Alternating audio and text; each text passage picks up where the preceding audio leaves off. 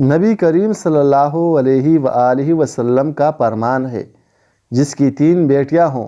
اور وہ ان کے وجود پر صبر کرے، انہیں کھلائے پلائے اور اپنی طاقت کے مطابق پہنائے، تو قیامت کے دن وہ تینوں اس کے لیے دوزخ سے نجات کا ذریعہ بن جائیں گی۔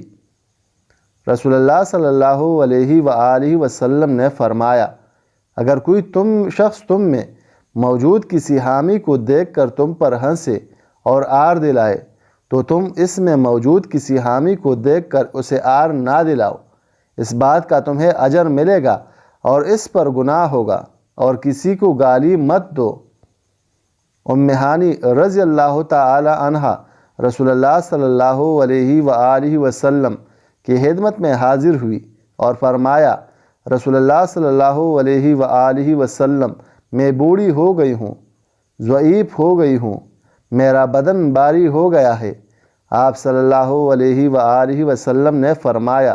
100 بار اللہ اکبر، 100 بار سبحان اللہ، 100 بار الحمدللہ پڑھو،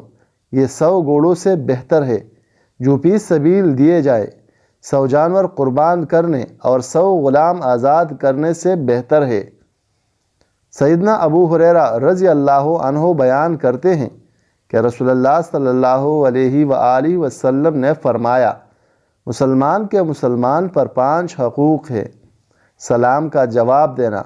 دعوت قبول کرنا، جنازہ میں حاضر ہونا،